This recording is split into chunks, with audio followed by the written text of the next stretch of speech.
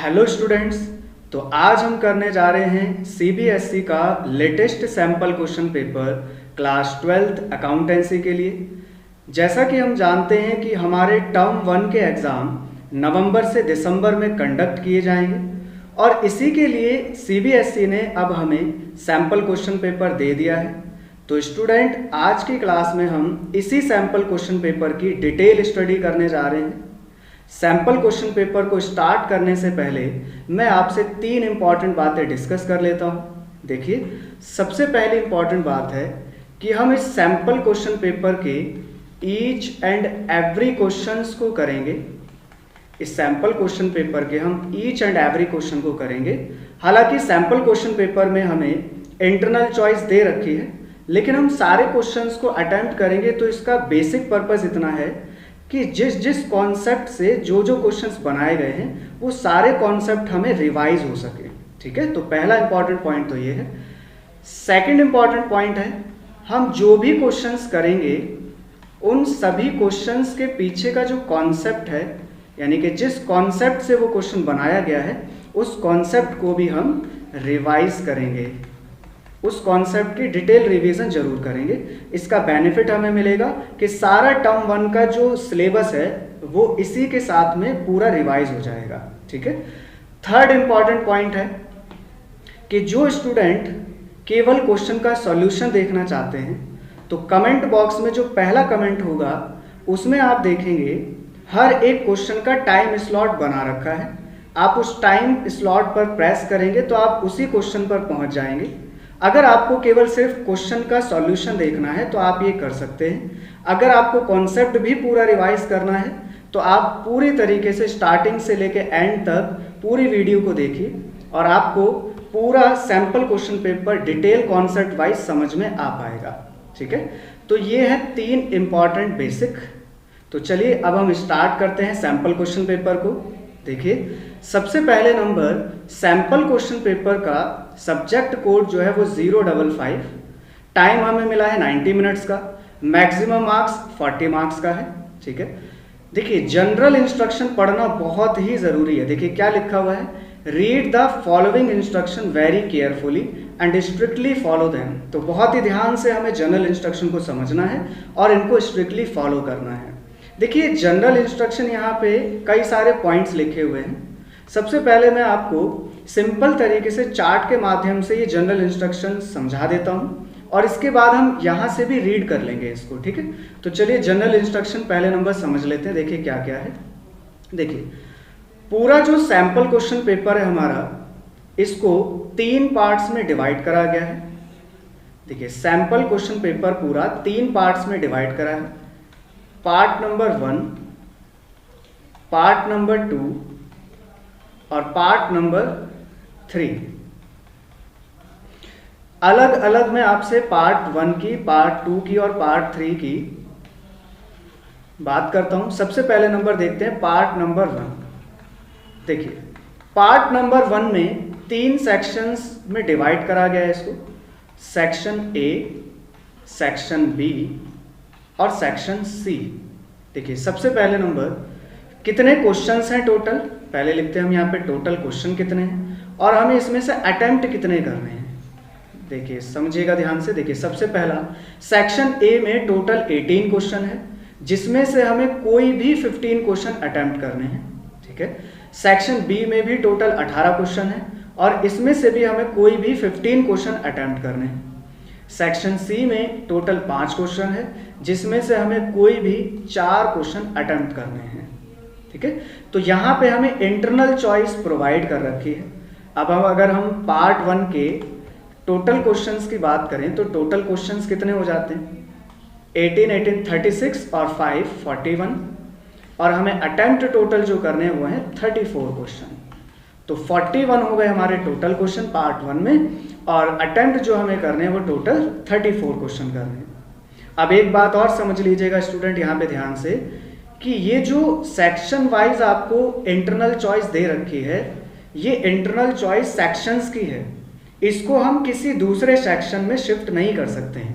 कई बार स्टूडेंट्स के मन में ऐसा होता है कि मैं अगर सेक्शन ए के सारे क्वेश्चंस अटेम्प्ट कर लेता हूँ तो इसमें से 15 मार्क्स तो इसके आएंगे और जो 3 क्वेश्चन है वो दूसरे सेक्शन में शिफ्ट कर दिए जाएंगे।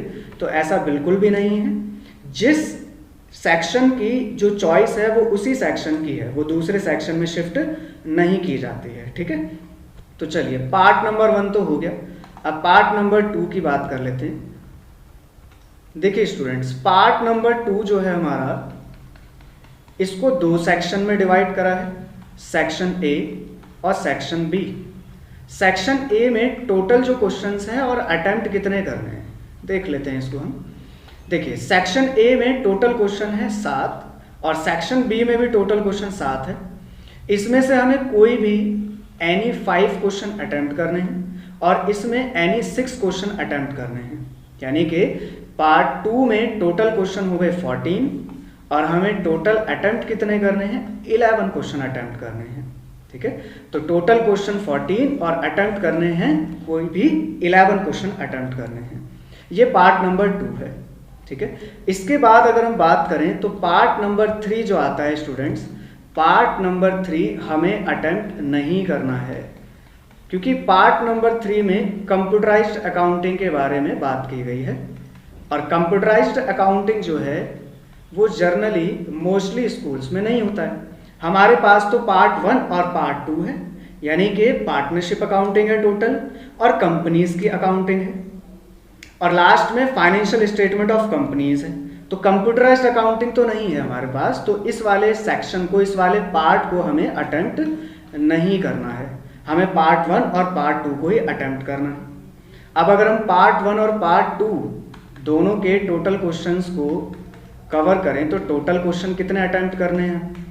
टोटल क्वेश्चंस तो हो जाते हैं, देखिए टोटल क्वेश्चंस हो गए स्टूडेंट्स, पार्ट 1 के टोटल क्वेश्चंस हैं 41 प्लस पार्ट 2 के हैं टोटल क्वेश्चन 14, तो टोटल क्वेश्चन तो हो गए 55। और अटेम्प्ट कितने करने हैं हमें क्वेश्चंस? तो अटेम्प्ट में आ जाएंगे हमारे 41 में से 34 और 14 में से 11, यानी अटेम्प्ट हमें करने हैं 45। तो देखिए टोटल क्वेश्चन तो 55 है हमारे पास, लेकिन अटेम्प्ट हमें करने हैं 45 क्वेश्चन अटेम्प्ट करने हैं। ठीक है, अब मैं इसी के साथ आपसे सिलेबस की भी बात कर लेता हूँ कि पार्ट 1 और पार्ट 2 में क्या क्या सिलेबस कवर है। मोस्टली स्कूल्स में आप जानते हैं टीएस ग्रेवाल को ही फॉलो किया जाता है।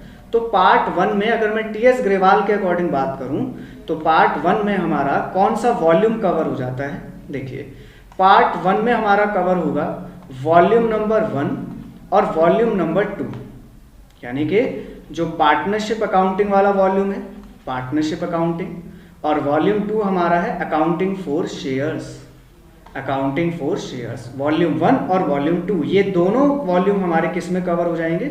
ये दोनों वॉल्यूम पार्ट 1 में कवर हो जाएंगे। ठीक है, एज पर दी सीबीएसई रिड्यूस सिलेबस जो है, ये ध्यान रखिएगा, जो रिड्यूस सिलेबस है उसके अकॉर्डिंग मैं बात कर रहा हूँ।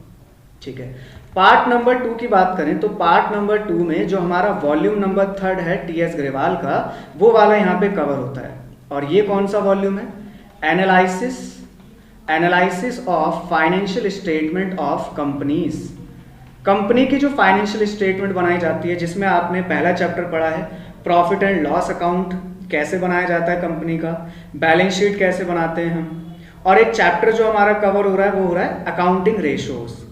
तो ये वाला जो सिलेबस है वो हमारा किस में आने वाला है? पार्ट नंबर 2 में कवर होगा पूरा। ठीक है, तो मैंने सारा आपसे डिटेल डिस्कशन कर लिया, सारा जो हमारा जनरल इंस्ट्रक्शन है उसके बारे में।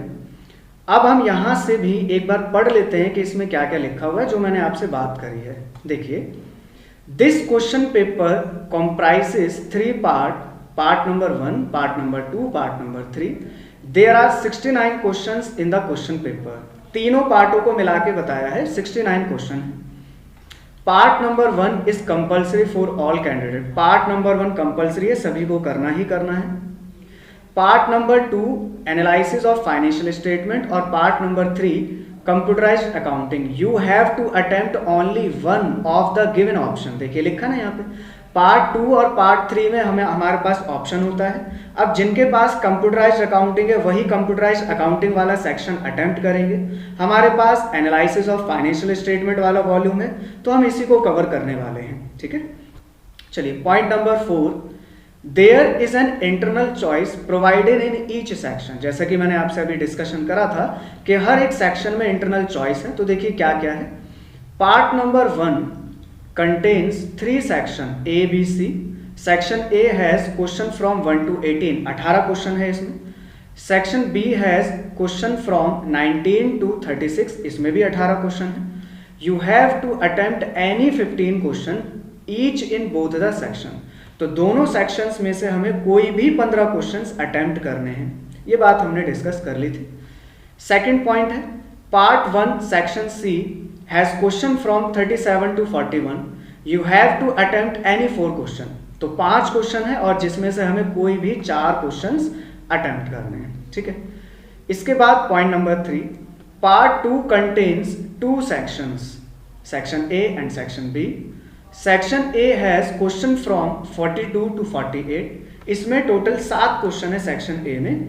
You have to attempt any 5 question, कोई भी 5 क्वेश्चन करने हैं। Section B has 49 to 55, that is 7 question है।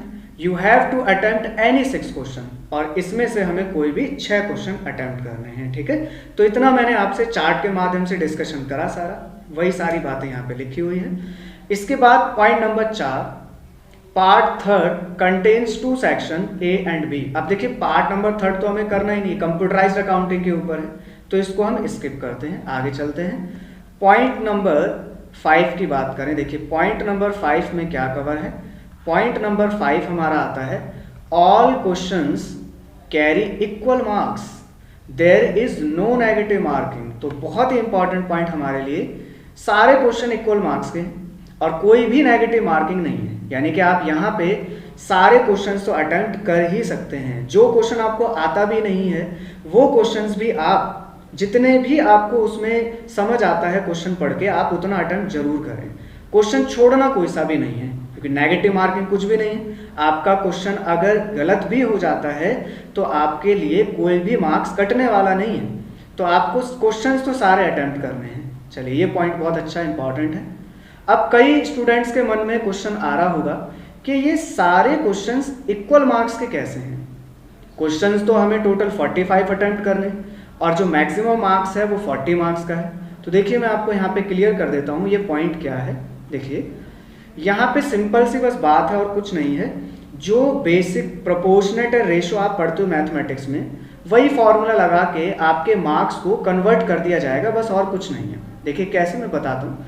मान लीजिए हमने टोटल 45 क्वेश्चन अटेम्प्ट करे, इसमें से हमारे करेक्ट होते हैं 40 क्वेश्चन, और मान लेते हैं इनकरेक्ट होते हैं हमारे 5 क्वेश्चन।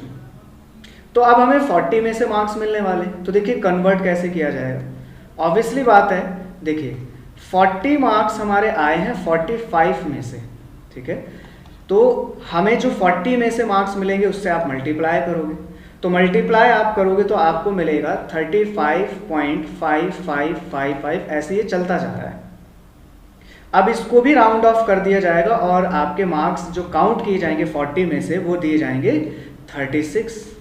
यानी कि हमारे 40 में से मार्क्स कितने आ गए, 36 मार्क्स आ गए। इस तरीके से बस कन्वर्जन किया जाएगा और कुछ भी नहीं है इसके अंदर में।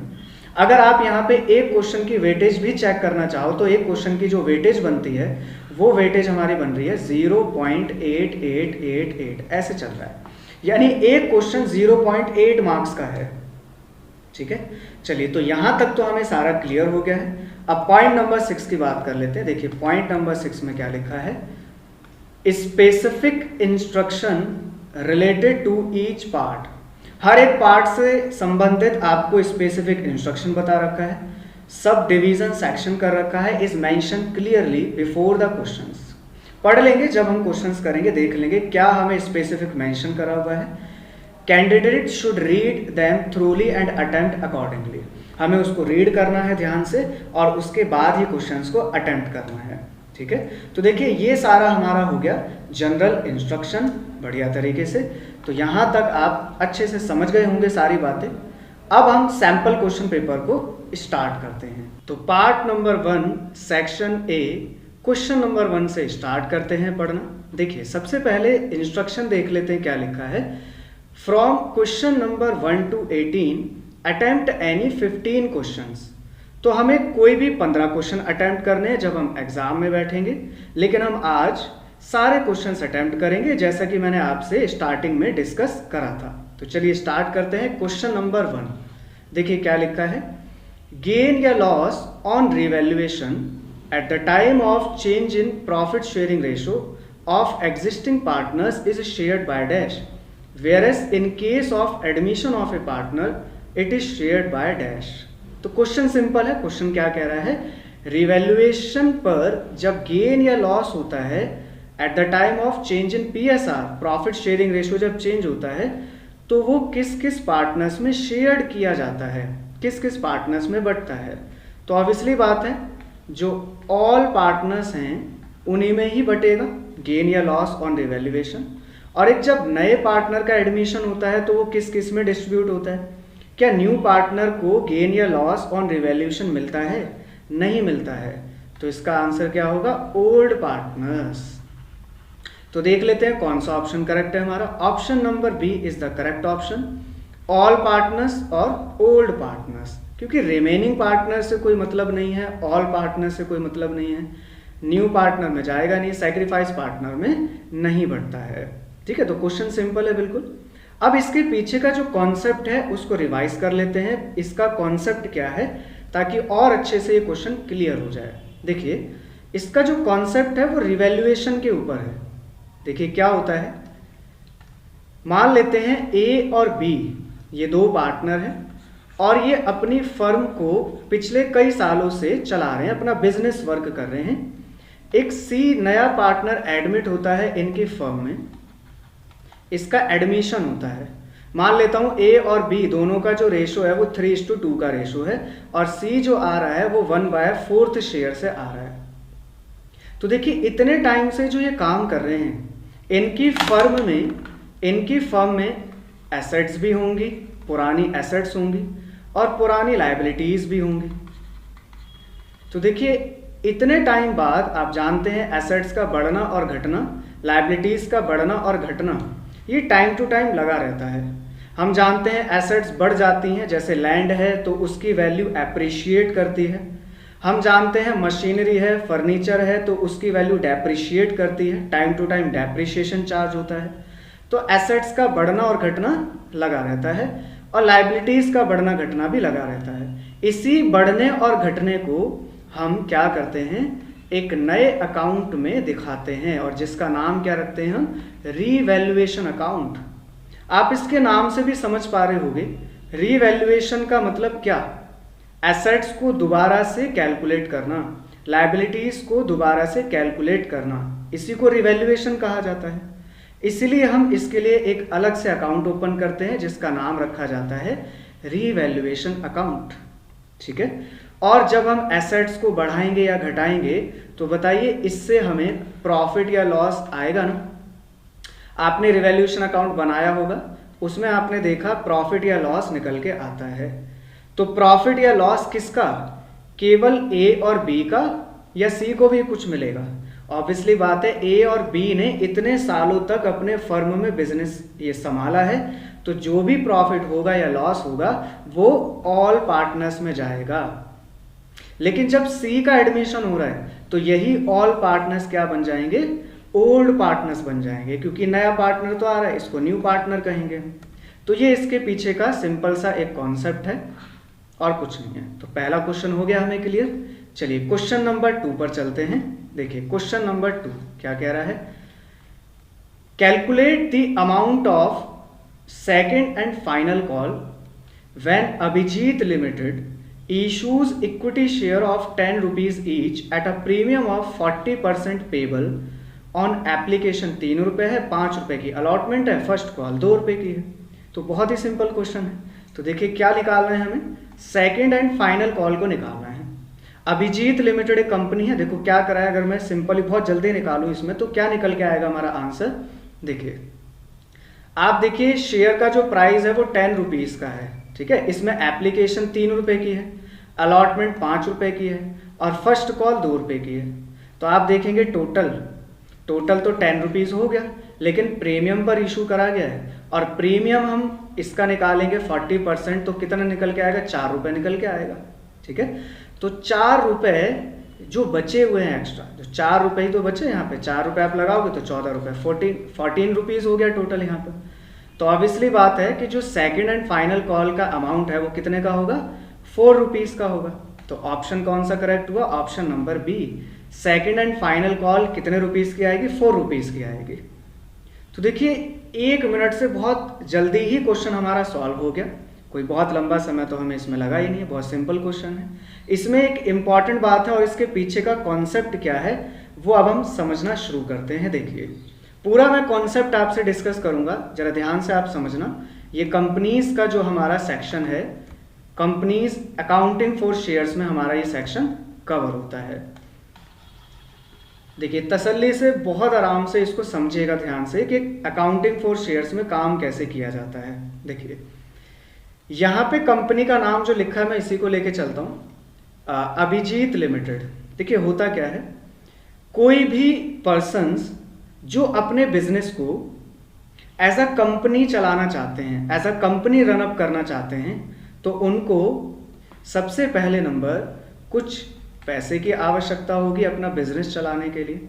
तो होता क्या है, मान लेते हैं जैसे यहाँ पर इनको 1 करोड़ रुपीस की आवश्यकता है, तो 1 करोड़ रुपए इकट्ठा करने के लिए आप मुझे बहुत सारे ऑप्शंस बता सकते हो।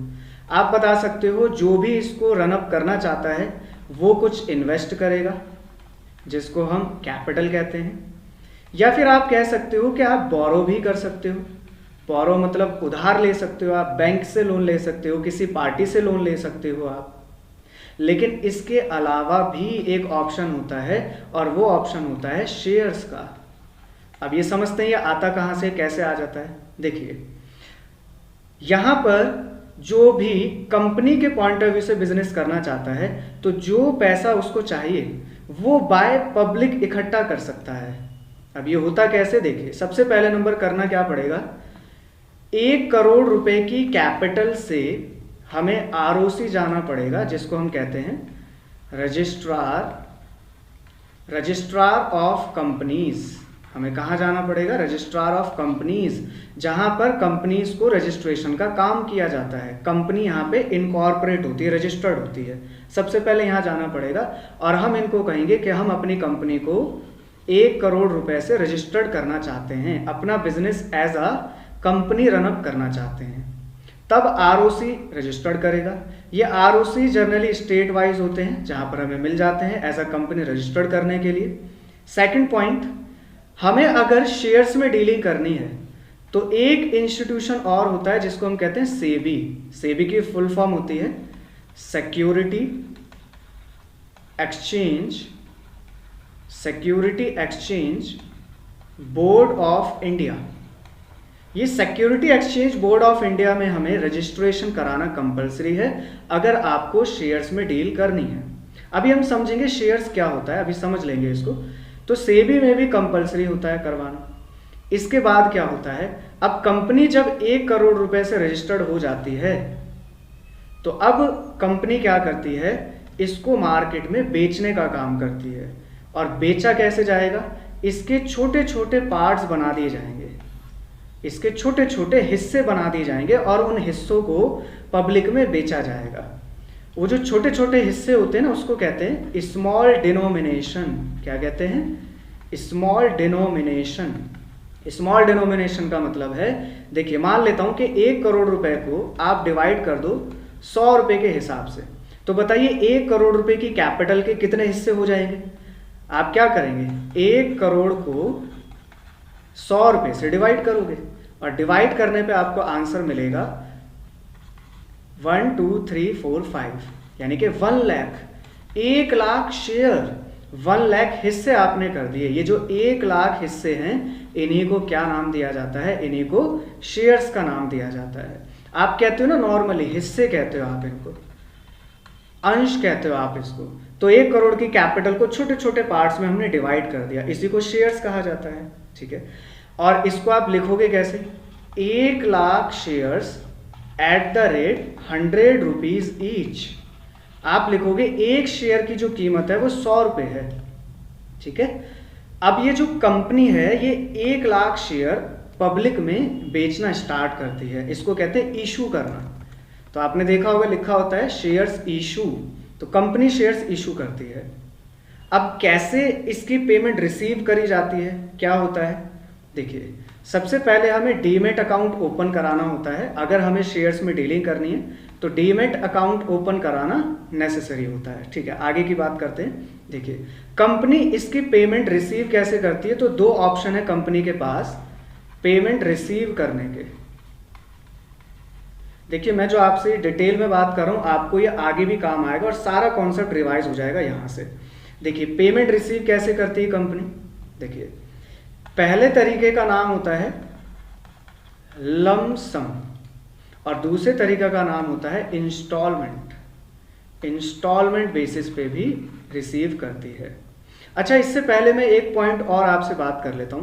देखिए अभी हम इस पे वापस से आएंगे, एक पॉइंट और डिस्कस कर लेता हूं पहले मैं आपसे। देखिए कंपनी ने अपने शेयर्स कितने बनाए, 1 लाख शेयर्स बनाए और कंपनी इनको अब क्या कर रही है, इशू कर रही है। ठीक है, अब पब्लिक से इन कंपनीज की शेयर्स खरीदने की डिमांड आएगी। लोग कहेंगे हम आपकी कंपनी के शेयर्स खरीदना चाहते हैं, हम खरीदना चाहते हैं, हम खरीदना चाहते हैं।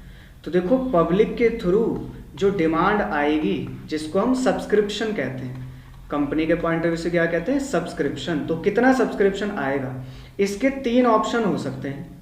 हो सकता है कि कंपनी के पास 98,000 शेयर्स खरीदने की डिमांड आए बाय पब्लिक। हो सकता है 1 लाख शेयर्स खरीदने की डिमांड आ जाए बाय पब्लिक, और हो सकता है 1 लाख से ज़्यादा की भी डिमांड आ जाए, जैसे 1,10,000 शेयर्स की डिमांड भी आ सकती है। इन तीनों के क्या नाम रखे गए हैं, इन तीनों के नाम रखे गए हैं, इसको हम क्या कहते हैं, under subscription. Under subscription of shares, यानी कि 1 लाख शेयर्स कंपनी ने इशू करे हैं लेकिन 98,000 शेयर्स की ही डिमांड आई है, यानी कम आई है, इसलिए इसका नाम है अंडर सब्सक्रिप्शन।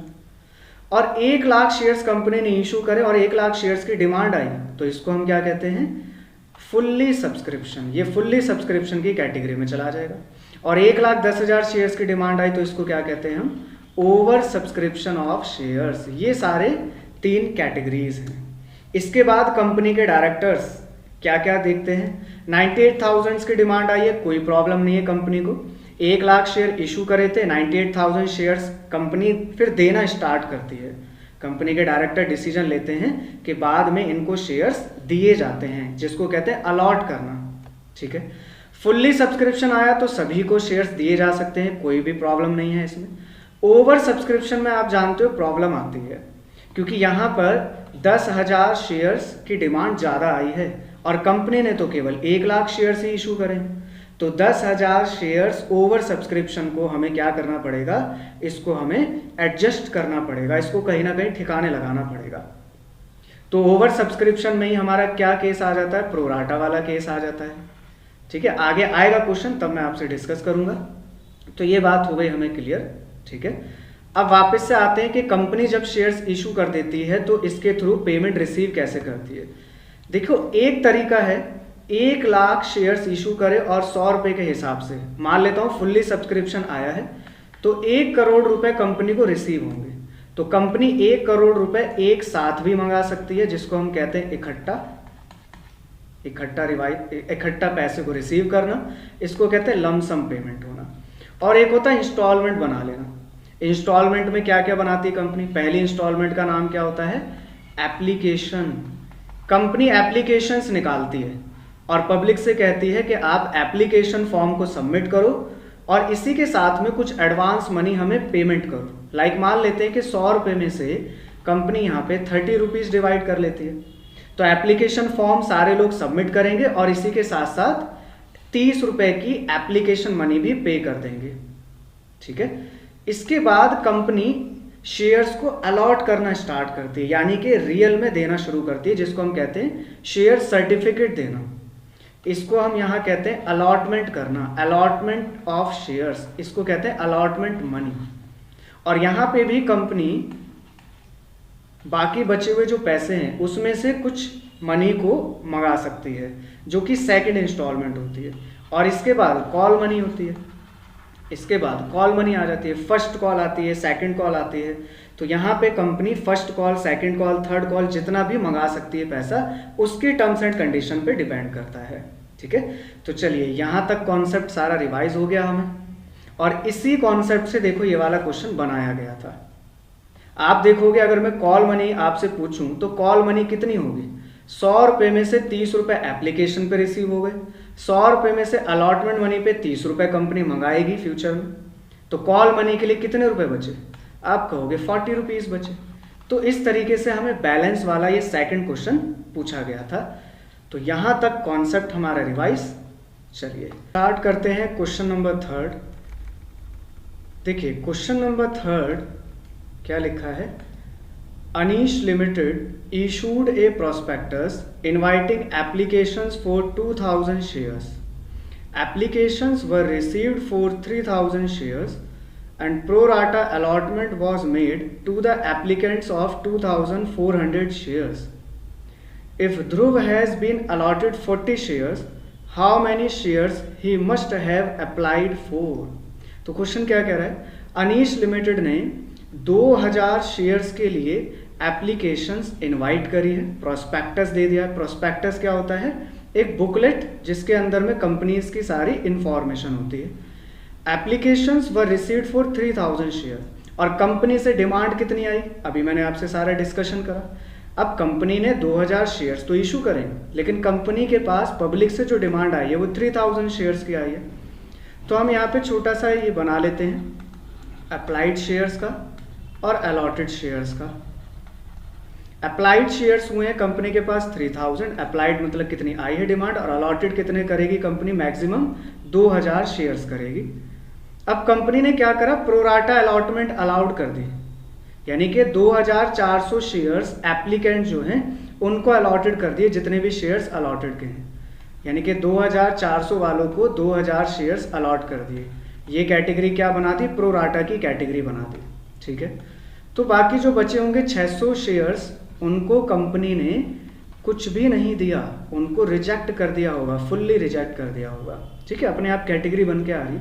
अब क्वेश्चन हमसे क्या डिमांड कर रहा है कि अप्लाइड शेयर्स कितने हैं ध्रुव के, ध्रुव को अलॉट कितने करे गए, 40 शेयर्स अलॉट करे गए हैं, यानी कि ये इसी कैटेगरी में आ रहा है, प्रोराटा वाली कैटेगरी में। तो इसने कितने शेयर्स के लिए अप्लाई करा होगा, इसने कितने शेयर्स कंपनी से मांगे होंगे, तो कितने मांगे होंगे, कैसे निकालेंगे।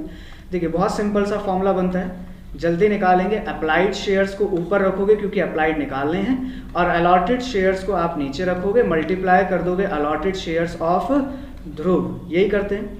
अप्लाइड शेयर्स कितने हैं, ये वाली कैटेगरी में आ रहा है ध्रुव, तो सिर्फ इसी को देखना है, इससे कोई मतलब नहीं है। तो 2400 डिवाइड 2000 मल्टीप्लाई अलॉटेड शेयर कितने हैं, 40 है, इसको सॉल्व कर लेते हैं।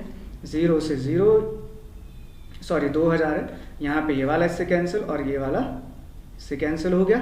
1 2 एक सेकंड, इसको ठीक से लिखता हूँ मैं। देखिए मल्टीप्लाई 40 और अलॉटेड कितने हैं 2000 शेयर्स, तो ये वाला इससे कैंसिल और ये इससे और ये वाला इससे कैंसिल हो गया।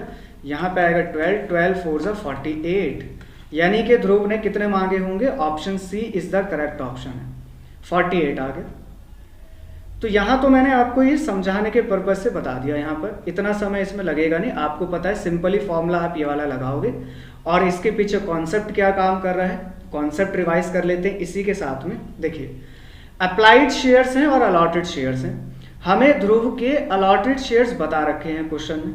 आपको अगर अप्लाइड शेयर्स निकालने हों तो सिंपल मैथमेटिक्स कहती है अप्लाइड शेयर्स को आप ऊपर रखोगे, न्यूमरेटर में रखोगे, और अलॉटेड शेयर्स को डिनोमिनेटर में रखोगे, और ध्रुव को जितने कंपनी ने शेयर्स अलॉट करे हैं उसको मल्टीप्लाई कर दोगे, तो अप्लाइड शेयर्स प्रोपोर्शनेटली निकल के आ जाएगा, कितना ध्रुव ने शेयर्स अप्लाइड करा है।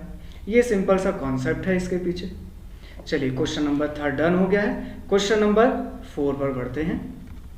देखिए question number 4, Ambarish limited offered 2 lakh equity shares of 10 rupees each, of this 1,98,000 shares were subscribe. इसका मतलब कंपनी के पास बताइए कैसी डिमांड आई है, ओवर सब्सक्रिप्शन, अंडर सब्सक्रिप्शन या फुल्ली सब्सक्रिप्शन।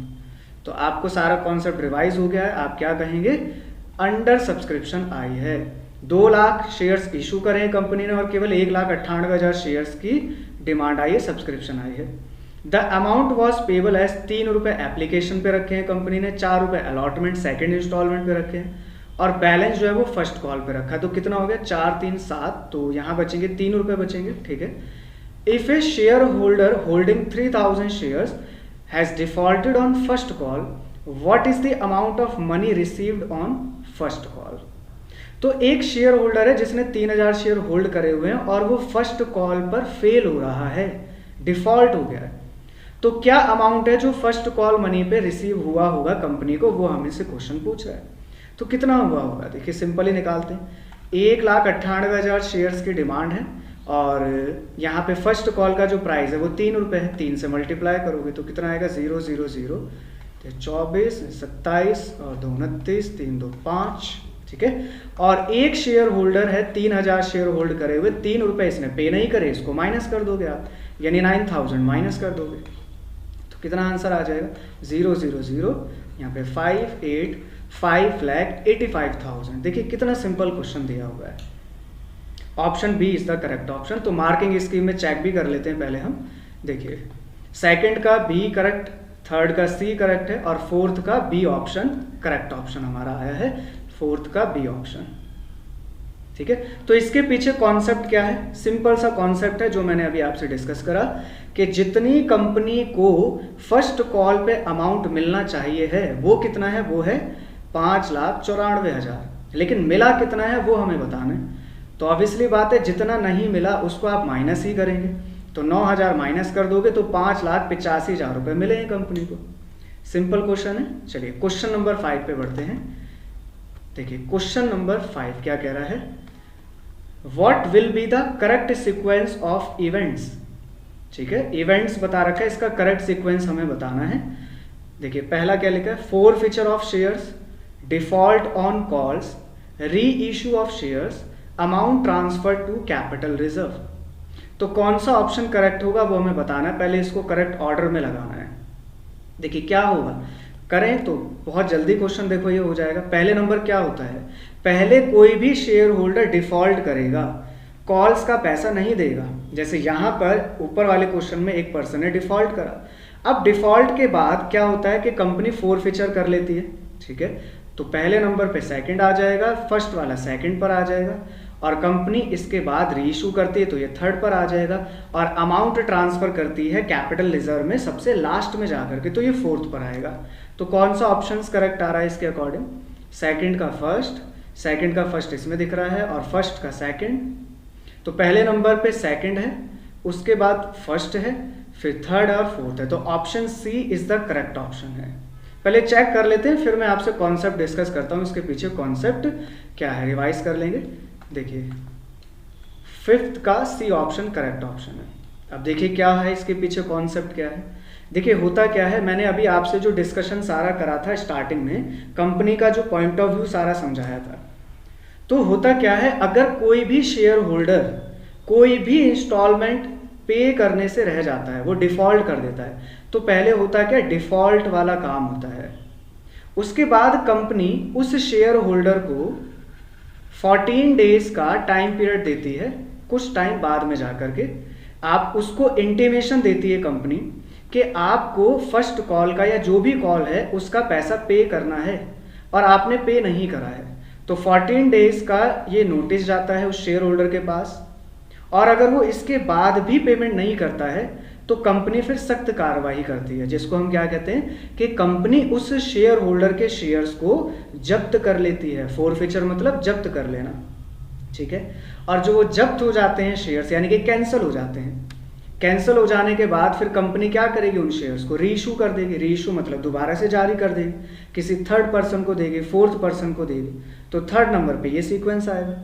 और इसके बाद रीइशू करने के बाद कंपनी को कुछ फोरफिटेड शेयर्स में से अमाउंट बचता है, जिसको कैपिटल रिजर्व में ट्रांसफर कर दिया जाता है, ठीक है। तो ये इसके पीछे का कॉन्सेप्ट रिवाइज हो गया। चलिए क्वेश्चन नंबर 6 पे बढ़ते हैं। देखिए क्वेश्चन नंबर 6, देखिए क्या लिखा है, Arun and Vijay are partners in a firm sharing profit and losses in the ratio of 5:1। Balance sheet हमें बता रखी है एक्सट्रैक्ट, मशीनरी है 40,000 रुपए की है, ठीक है। If the value of machinery reflected in the balance sheet is over valued bye 33 1/3%, question कह रहा है कि मशीनरी की वैल्यू को बैलेंस शीट में ओवर वैल्यूड कर दिया गया, यानी कि ज़्यादा से कैलकुलेट कर दिया गया है ऑलरेडी। और कितना ज़्यादा कैलकुलेट कर दिया है? 33 1/3%। Find out the value of machinery to be shown in the new balance sheet. तो न्यू बैलेंस शीट में बताना है हमें कि क्या वैल्यू हम लिखेंगे अपनी बैलेंस शीट के अंदर में। ठीक है, तो देखिए कितनी जल्दी क्वेश्चन होगा, इसको देख लेते हैं, फिर उसके बाद इसको हम डिटेल एनालिसिस भी कर लेंगे। देखिए 1 मिनट के अंदर हम क्वेश्चन इसको करेंगे। देखो क्या करेंगे, जब भी ऐसा परसेंटेज आता है तो सबसे पहले इसको आप आसानी से कन्वर्ट कर लो, कन्वर्ट करके बहुत ईजी हो जाएगा। तो होगा क्या, 100/3% होगा। ठीक है, अब मशीनरी को 40,000 रुपये जो दिखा रखा है, ये तो इतने परसेंट से ज़्यादा ओवर वैल्यू कर दिया है। इसका मतलब ये कितने पे होगा, ये होगा 100 + 100/3, यानी कि जो 33 है, इसको मैं अगर ऐसे लिखूं 100 + 33 1/3%, तो आप यही तो कहोगे ये ओवर वैल्यू कर दिया गया है। तो इसका मतलब 40,000 रुपये कितने पर है, 100 + 33 1/3% पर है। ठीक है, मल्टीप्लाई आपको पहुंचना है 100 पर। ठीक है, मैं पहले सॉल्व करता हूँ, फिर डिटेल एनालिसिस करूँगा इसका। देखो क्या है, पहले सॉल्व करें। देखो इसका सॉल्यूशन क्या आएगा, 40,000 अपॉन 400/3 मल्टीप्लाई 100। इसको आप रेसिप्रोकल के ऊपर लेके जाओगे तो 40,000 मल्टीप्लाई 3/400 हो जाएगा और मल्टीप्लाई 100 यहाँ पर आएगा। ठीक है, ये से कैंसिल दोनों, और ये आ गया हमारा 10,000 मल्टीप्लाई 3 30,000 हो गया। तो क्या आंसर आया हमारा, option number D is the correct option. 30,000 आ गया। चलिए आंसर पहले चेक कर लेते हैं। 6th का ऑप्शन नंबर डी, 6th का ऑप्शन नंबर डी करेक्ट आया बिल्कुल। ठीक है, चलिए अब आराम से इसको समझ लेते हैं कि इसके पीछे का जो कॉन्सेप्ट है वो कॉन्सेप्ट क्या काम कर रहा है। देखिए मैंने जो यहाँ पे आपको सॉल्यूशन ये दिखाया है, ये क्या है। देखिए क्वेश्चन कह रहा है कि जो मशीनरी की वैल्यू है वो इतने परसेंट से बढ़ा दी गई है, इतने परसेंट से ओवर वैल्यूड हम ऑलरेडी कर चुके हैं। तो आप क्या कहोगे कि 100% तो कोई भी आइटम होता है, 33 1/3 का मतलब अभी आपको दिखाया ये है। तो ये जो 40,000 है वो इतने वैल्यू पर है। ठीक है, तो इसको आप सॉल्व करोगे तो सॉल्व करके ये आ जाएगा। और मल्टीप्लाई 100 क्यों करा मैंने, मल्टीप्लाई 100 इसलिए करा क्योंकि आपसे पूछ रहा है कि न्यू बैलेंस शीट में मशीनरी कितनी शो होगी। तो ऑब्वियसली बात है कि इतने परसेंट से आपने बढ़ा दी है, इसका मतलब आप इतने परसेंट से इस मशीनरी की वैल्यू को कम करोगे, तभी आप करेक्ट वैल्यू पर पहुंचोगे। और ये वैल्यू क्या होगी, 100% ही तो होगी। 33 1/3% को आप हटा दोगे इसमें से तो वो 100% ही होगी, इसलिए 100 से मल्टीप्लाई करा। तो आपका आंसर आ गया। तो देखिए बहुत जल्दी क्वेश्चन होगा, आप ध्यान से समझदारी से काम लोगे तो बहुत जल्दी क्वेश्चन हो जाएगा ये। चलिए तो क्वेश्चन नंबर 7 पर आगे बढ़ते हैं। देखिए क्वेश्चन नंबर 7 क्या लिखा है। देखिए क्वेश्चन नंबर 7, तो देखते हैं क्वेश्चन नंबर 7। देखिए, which of the following is true regarding salary to a partner when the firm maintains fluctuating capital accounts. तो क्वेश्चन क्या कह रहा है, इनमें से कौन सा सही होगा जब firm fluctuating capital accounts maintain कर रही है, तो सैलरी टू ए पार्टनर्स को हम क्या करेंगे। तो ऑब्वियसली बात है, हम जानते हैं कि सैलरी टू ए पार्टनर्स को एप्रोप्रिएट कर दी जाती है। तो एंट्री क्या बनाएंगे हम, इनमें जो एंट्रीज हमें दिखाई दे रही है, एंट्रीज हम अपने आप से बनाते हैं। Profit and loss appropriation account को डेबिट करते हैं और टू पार्टनर्स कैपिटल अकाउंट, और जितना भी अमाउंट होता है हम उस अमाउंट को यहाँ पे मेंशन कर देते हैं। तो देख लेते हैं कि इन चारों में से कौन सा ऑप्शन हमारा करेक्ट आ रहा है। पार्टनर्स लोन अकाउंट नहीं आएगा, प्रॉफिट एंड लॉस अकाउंट भी नहीं आएगा, profit and loss appropriation account debited to partners current account नहीं आएगा क्योंकि फ्लक्चुएटिंग कैपिटल है, और फ्लक्चुएटिंग कैपिटल में हम जानते हैं कि पार्टनर्स के कैपिटल अकाउंट में ही एप्रोप्रिएशन करा जाता है। तो option number D, profit and loss appropriation account debited and credit partners capital account, option D correct option हमारा बन रहा है। चलिए पहले चेक कर लेते हैं इसका आंसर, इसके बाद इसके कॉन्सेप्ट को भी रिवाइज करेंगे। देखिए क्वेश्चन नंबर 7 का आंसर नंबर डी हमारा, क्वेश्चन नंबर 7 का आंसर नंबर डी हमारा करेक्ट आंसर आ रहा है। देखिए, ठीक है। चलिए अब चलते हैं हम इसके कॉन्सेप्ट की तरफ में। क्या कॉन्सेप्ट है, देखिए होता क्या है, इसमें दो कॉन्सेप्ट आते हैं। एक होता है चार्ज, एक होता है चार्ज अगेंस्ट प्रॉफिट, और एक कॉन्सेप्ट होता है appropriations of profit, appropriations of profits. देखिए ये दो कॉन्सेप्ट अगर हमें समझ में आ जाते हैं ध्यान से, तो हम इसको बहुत आसानी से कर पाते हैं। कॉन्सेप्ट क्या है, चार्ज अगेंस्ट प्रॉफिट का मतलब होता है कि वो सारे कंपल्सरी एक्सपेंसेस जो होने ही होने हैं, जो करने ही करने हैं, उनके बगैर हमारा बिजनेस रनअप नहीं कर पाएगा। जैसे एग्जाम्पल के लिए आप कह सकते हो कि अगर हमने फैक्ट्री रेंट पे ले रखी है, तो रेंट पे करना मंथली या क्वार्टरली जैसे भी है, वो पे करना कंपल्सरी है। अगर हम रेंट पे नहीं करते हैं तो हम अपना बिजनेस रनअप नहीं कर पाएंगे। इसके बाद अगर हमें किसी एम्प्लॉय को सैलरी पे करनी है, salary to employ, salary to employ, तो एम्प्लॉय को अगर हम सैलरी नहीं देंगे तो एम्प्लॉय हमारे बिजनेस को छोड़ करके चला जाएगा। एम्प्लॉयज़ को तो मैंडेटरी है, हमें सैलरी उसको देनी ही देनी पड़ेगी। तो कुछ ऐसे खर्चे हैं जो कंपलसरी होने ही होने हैं, जिनके बगैर बिजनेस रनअप नहीं होता है, उन्हीं को हम क्या कहते हैं, चार्ज अगेंस्ट प्रॉफिट्स कहते हैं। इसके बहुत सारे एग्जाम्पल्स हैं। आप क्लास 11th में जब प्रॉफिट एंड लॉस अकाउंट बनाते हो तो उसमें जो भी आप डेबिट साइड में लिखते हो, आप बहुत सारे खर्चे लिखते हो। इलेक्ट्रिसिटी एक्सपेंस है, रेंट है, सैलरी टू एम्प्लॉय है, कमीशन टू मैनेजर है, बैड डेट्स है, प्रोविजंस हैं, कई सारे आप एक्सपेंस लिखते हो। वो सारे एक्सपेंडिचर्स कौन से नेचर के होते हैं, चार्ज अगेंस्ट प्रॉफिट नेचर के होते हैं। करेक्ट। तो ये है पहली टर्म। सेकंड टर्म है एप्रोप्रिएशन ऑफ प्रॉफिट्स। क्या होता है, देखिए जब हम प्रॉफिट एंड लॉस अकाउंट बना लेते हैं तो इससे हमारा प्रॉफिट निकल के आता है या फिर लॉस निकल के आता है। इन केस अगर प्रॉफिट होता है तो profit in the case of partnership firm, partners यहाँ पे काम कर रहे हैं तो प्रॉफिट का बंटवारा सभी पार्टनर्स में किया जाएगा, और लॉस होगा तो लॉस बॉर्न करेंगे पार्टनर्स। तो ये जो बंटवारे का काम है, ये जो डिस्ट्रीब्यूशन का काम है, ये काम करने के लिए हम अलग से एक अकाउंट बनाते हैं जिसको हम क्या कहते हैं, एप्रोप्रिएशन ऑफ प्रॉफिट कहते हैं। और इसके लिए एक अकाउंट बनाते हैं जिसका नाम है profit and loss appropriation account. यही हमने कॉन्सेप्ट वाइज पढ़ा हुआ है। इसमें हम पार्टनर्स की सैलरी पे करते हैं, पार्टनर्स को कमीशन पे करते हैं, किसी पार्टनर का रेमुनरेशन है वो पे करते हैं, किसी पार्टनर को इंटरेस्ट ऑन कैपिटल देना है वो पे करते हैं, और अगर इंटरेस्ट ऑन ड्राइंग चार्ज करना है तो वो चार्ज भी किया जाता है। तो आपको कॉन्सेप्ट याद आ गया, रिवाइज हो गया सारा कॉन्सेप्ट। तो इसलिए यहाँ पर क्या होगा, क्वेश्चन कह रहा है सैलरी टू पार्टनर, पार्टनर को सैलरी देना एक एप्रोप्रिएशन है, इसलिए करेक्ट आंसर हमारा डी होगा। इसी में मैं एक पॉइंट और ऐड कर देता हूँ। देखिए अगर यहाँ पर मैं पार्टनर की जगह पर एम्प्लॉय लिख दूँ तो देखो क्वेश्चन बदल जाएगा बिल्कुल। अगर मैं यहाँ पर पार्टनर की जगह एम्प्लॉय लिख दूँ तो क्या एप्रोप्रिएशन में जाएगा या P&L अकाउंट में जाएगा, आप कहोगे प्रॉफिट एंड लॉस अकाउंट में, क्योंकि एम्प्लॉयज को सैलरी देना कंपलसरी है, इसलिए हम इसको कहते हैं चार्ज अगेंस्ट प्रॉफिट।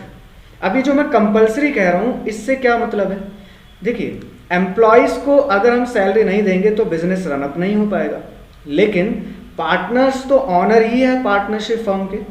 एक पल को अगर पार्टनर्स को सैलरी नहीं भी मिलती है या इंटरेस्ट नहीं मिलता है तो वो बिजनेस को रनअप कर सकते हैं, क्योंकि वो ऑनर, क्योंकि वो जानते हैं अगर बिजनेस में हमें प्रॉफिट नहीं हुआ है तो कोई बात नहीं, हम सैलरी को एप्रोप्रिएट नहीं करते हैं, डिस्ट्रीब्यूशन नहीं करते हैं।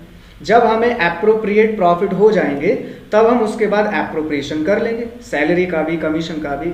इसीलिए यहाँ पर पॉइंट इंपॉर्टेंट है कि कंपलसरी जो भी एक्सपेंस होते हैं वो सब चार्ज अगेंस्ट प्रॉफिट में जाते हैं, और जो नहीं है वो एप्रोप्रिएशन में जाते हैं।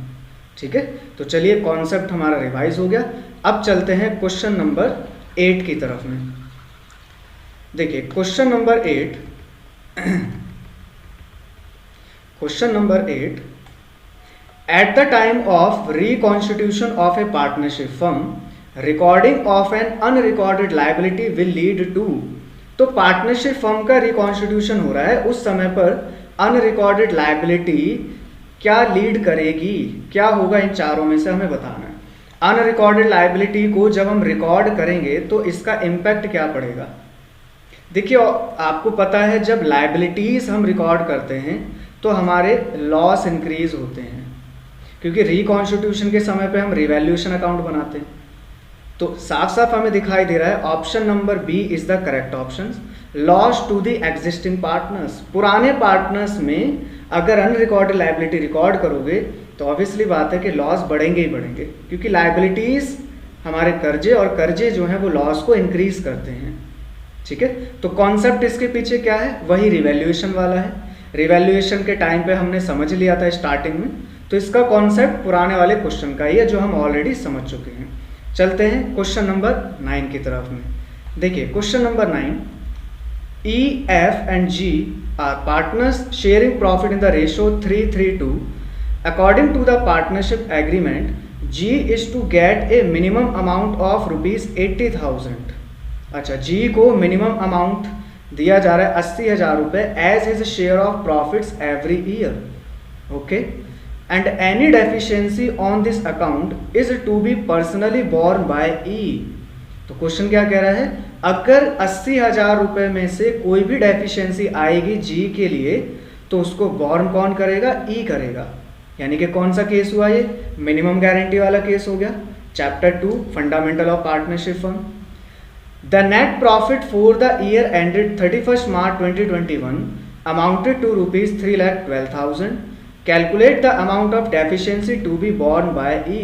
तो क्वेश्चन सिंपल है, क्या कह रहा है, 3,12,000 का प्रॉफिट हुआ हमें इस साल, और इस केस में E कितनी डेफिशिएंसी बॉर्न करेगा ये हमें बताना है। तो चलिए स्टार्ट करते हैं। देखिए बहुत जल्दी क्वेश्चन हो जाएगा ये वाला। 3,12,000 रुपीज़ का प्रॉफिट है, तो सबसे पहले आप देखेंगे कि जी को जो मिनिमम गारंटी के लिए वादा करा गया है, क्या इसकी मिनिमम गारंटी पूरी हो रही है या नहीं हो रही है। तो देख लेते हैं कितना है जी का शेयर। जी का शेयर है 336 और 2 यानी 2/8, 2/8 का इसका शेयर है। चेक कर लेते हैं, 4 आएगा यहाँ पर और 78,000 आ रहा है, और मिनिमम गारंटी कितनी दी हुई है इसको, 80,000 की दे रखी है। इसका मतलब 2,000 रुपीज़ की डेफिशिएंसी आ रही, तो ये कौन बॉर्न करेगा, कह रहा है ई बॉर्न करेगा। तो करेक्ट ऑप्शन क्या हुआ हमारा, ऑप्शन नंबर डी हो गया। देखो 1 मिनट से कितना कम समय में हमारा क्वेश्चन हो गया ये। तो क्वेश्चन करना कोई मुश्किल नहीं है, बिल्कुल आसान है। इसके पीछे का कॉन्सेप्ट क्या है, मिनिमम गारंटी, जो चैप्टर नंबर 2 है हमारा फंडामेंटल ऑफ पार्टनरशिप फर्म, उसमें एक केस आता है जहां पर एक पुराने पार्टनर को मिनिमम गारंटी दी जाती है। तो आपको याद आ गया होगा मिनिमम गारंटी का कॉन्सेप्ट। चलिए नेक्स्ट क्वेश्चन पे बढ़ते हैं। क्वेश्चन नंबर 10, देखिए क्वेश्चन नंबर 10 क्या कह रहा है, eight the time of admission of A partner what will be the effect of the following information. तो एडमिशन के समय पे बताना, बैलेंस इन वर्कमैन कॉम्पनसेशन रिजर्व 40,000 रुपये दे रखा है, क्लेम फॉर वर्कमैन कॉम्पनसेशन 45,000 दे रखा है। तो क्या होगा इस केस में, जो हमारे पास वर्कमैन कॉम्पनसेशन रिजर्व है वो 40,000 है और 45,000 रुपये का क्लेम आया इसके अगेंस्ट। तो हम रिजर्व में से मैक्सिमम टू मैक्सिमम कितना कॉम्पनसेट कर सकते हैं, 40,000 ही कर सकते हैं। तो बचा हुआ जो 5,000 रुपये है, ये 5,000 रुपये तो लॉस है, और इस लॉस को हम कहाँ दिखाते हैं, रिवैल्यूएशन अकाउंट में दिखाते हैं। तो रिवैल्यूएशन अकाउंट में डेबिट कर दोगे।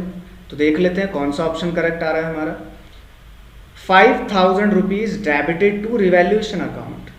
तो ऑप्शन नंबर सी हमारा करेक्ट होगा बिल्कुल। तो देखिए कितने सिंपल क्वेश्चंस यहाँ पे पूछे गए हैं, कोई मुश्किल क्वेश्चंस नहीं है। अब वर्कमैन कॉम्पनसेशन रिजर्व क्या होता है इसको समझ लेते हैं, इसका कॉन्सेप्ट रिवाइज कर लेते हैं। देखिए होता क्या है, कंपनी हो गई, कोई भी ऑर्गेनाइजेशन है या कोई भी पार्टनरशिप फर्म है, देखो वहाँ पर एम्प्लॉयज़ काम कर रहे होते हैं और टाइम का कुछ पता नहीं होता है कि कब किसके साथ कोई दुर्घटना घट जाए। अब मान लेते हैं कि एक ए नाम का एम्प्लॉय है और ये मशीन पर काम करता है, और मशीन पे काम करते करते इसका हाथ मशीन में आ जाता है और इसका हाथ डैमेज हो जाता है। अब इस केस में बेचारा ये एम्प्लॉय है, मजदूर है, फाइनेंशियली कंडीशन उतनी ज़्यादा अच्छी नहीं है। तो कंपनी को या ऑर्गेनाइजेशन को या पार्टनरशिप फर्म को ऐसे केसेस से निपटने के लिए पहले ही कुछ मेंटेन करना चाहिए, पहले से ही कुछ रिजर्व्स बनाने चाहिए। आप भी कह रहे होगे यस बिल्कुल होना चाहिए इसके लिए। तो होता क्या है, कंपनी या पार्टनरशिप फर्म ऐसे केसेस से निपटने के लिए क्या काम करती हैं, पहले से ही अपने पास रिजर्व्स मेंटेन करके चलती हैं, रिजर्व्स। और रिजर्व जो बनाया जा रहा है ये बनाया जा रहा है वर्कमैन के लिए, इसको नाम दिया गया है वर्कमैन कॉम्पनसेशन रिजर्व। तो देखिए यहाँ पे 40,000 रुपये का रिजर्व बना रखा था इन्होंने, और क्लेम जो आया वो 45,000 का आया। देखिए नुकसान होता है तो वो नुकसान कह के तो आता नहीं कि कितने का नुकसान हो रहा है। तो 45,000 का क्लेम एडमिट हुआ है, यानी 45,000 का डैमेज हुआ है जिसमें खर्चा आ रहा है। तो 5,000 जो होगा वो तो लॉस एक्स्ट्रा होगा जो कि पार्टनर्स को ही बियर करना पड़ेगा। तो वर्कमैन कंपनसेशन रिजर्व हमें क्लियर हो गया, ये इसके पीछे का कॉन्सेप्ट है। जो भी लॉस होता है वो हम रिवैल्यूएशन अकाउंट में डेबिट करते हैं। चलिए बढ़ते हैं नेक्स्ट क्वेश्चन की तरफ। क्वेश्चन नंबर 11 देखिए, in the absence of partnership deed a partner is entitled to an interest on the amount of additional capital advanced by him to the firm at a rate of। Question क्या कह रहा है, partnership deed absence है, यानी partnership deed नहीं बना रखी है, तो एक पार्टनर एंटाइटल होगा interest on the amount of additional capital advance by him. उसने क्या करा है, फर्म में एडिशनल कैपिटल और लगा दिया है, तो उसको किस रेट से एक्स्ट्रा इंटरेस्ट मिलेगा। तो क्या एडिशनल कैपिटल पर और एक्स्ट्रा इंटरेस्ट मिलेगा अगर पार्टनरशिप डीड बना ही नहीं रखी है? तो आपका आंसर होगा no, he is not entitle for any interest on their additional capital. तो कौन सा ऑप्शन हमें करेक्ट दिखाई दे रहा है? Option number D, not entitled for any interest on their additional capital, क्योंकि पार्टनरशिप डीड नहीं है। अगर पार्टनरशिप डीड बनाई गई होती कि किसी पार्टनर को इंटरेस्ट ऑन कैपिटल अलाउ करना है, उसी केस में किसी भी पार्टनर को इंटरेस्ट ऑन कैपिटल दिया जाता है। तो ये सबसे पहला जो आपका चैप्टर नंबर 2 है फंडामेंटल ऑफ पार्टनरशिप फर्म, वहाँ पर एक कॉन्सेप्ट आता है और वहाँ पर आप 5 चीज़ें के बारे में एनालिसिस करते हो, जिसमें आपने पढ़ा है कि इंटरेस्ट ऑन कैपिटल क्या पार्टनर को दिया जाएगा या नहीं दिया जाएगा in the case of absence of partnership deed. तो आप कहते हो interest on capital not allowed. क्या सैलरी दी जाएगी? तो आप कहोगे no, salary is not allowed. Commission दिया जाएगा? कमीशन भी अलाउ नहीं किया जाएगा। किसी पार्टनर को रेम्यूनरेशन देना वो भी अलाउ नहीं किया जाएगा। लेकिन इंटरेस्ट ऑन लोन के रिगार्डिंग आपको बात याद होगी, इंटरेस्ट ऑन लोन मिलता है और वो भी कितने से, at the rate 6% per annum से मिलता है, चाहे पार्टनरशिप डीड बना रखी है या नहीं बना रखी है, 6% तो कम से कम मिलता ही मिलता है। और अगर पार्टनरशिप डीड बना रखी है और उसमें लिखा है 8% से इंटरेस्ट ऑन लोन मिलेगा, तो 8% से अलाउ होगा। ठीक है, चलिए कॉन्सेप्ट रिवाइज कर लिया। बढ़ते हैं अगले क्वेश्चन पे, क्वेश्चन नंबर 12 की तरफ।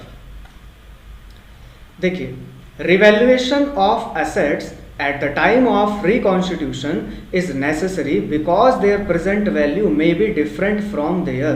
क्वेश्चन क्या कह रहा है, एसेट्स को रिवैल्यू किया जाता है रिकॉन्स्टिट्यूशन के समय पर, क्योंकि किस लिए किया जाता है, रीज़न क्या है?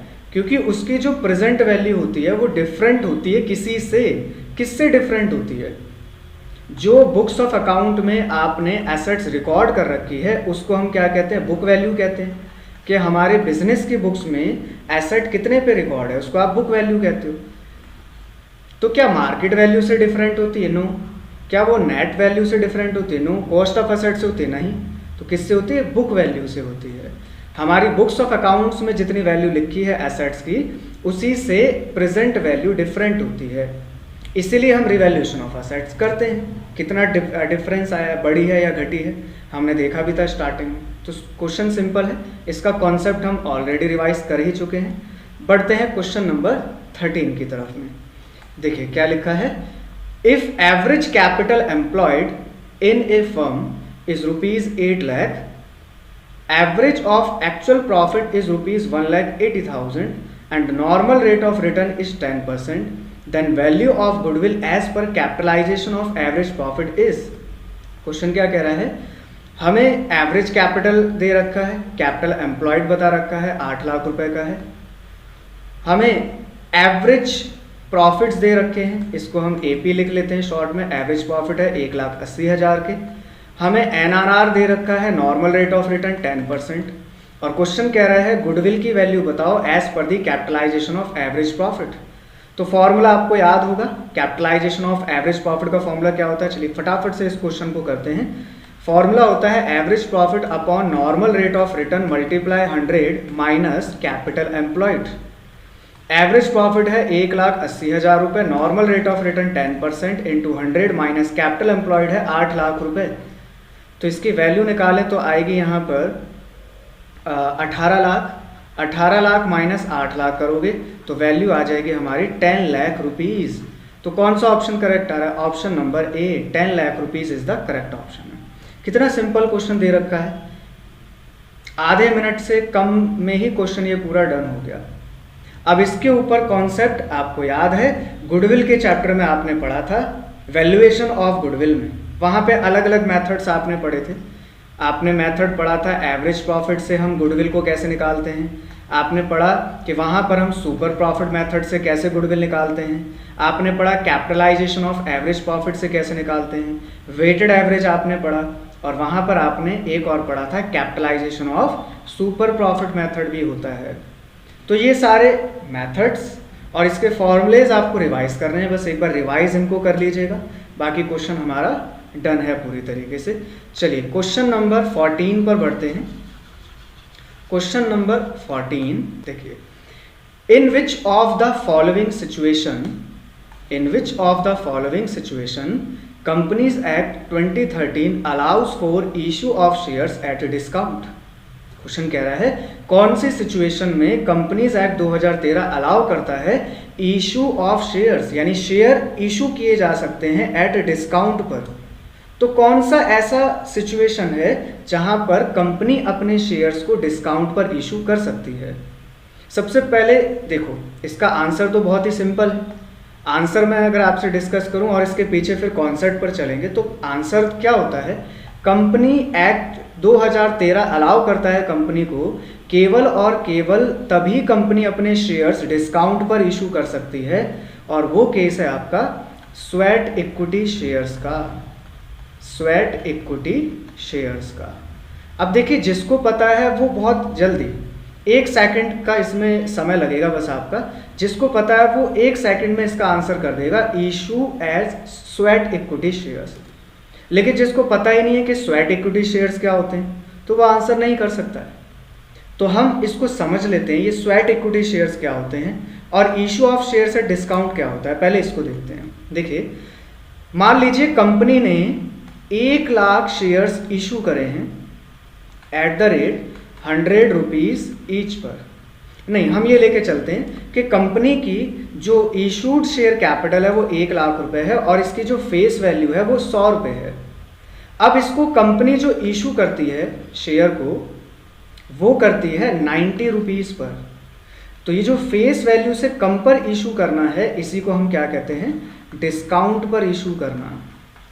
या 80 पर करे या 70 पर करे या 60 पे करे या 50 पर करे या 40 पर करे, 100 की फेस वैल्यू से जितने पर भी कम किया जाएगा उन सबको हम क्या कहते हैं, शेयर इशू एट डिस्काउंट, यानी कि कम पर शेयर्स इशू करना।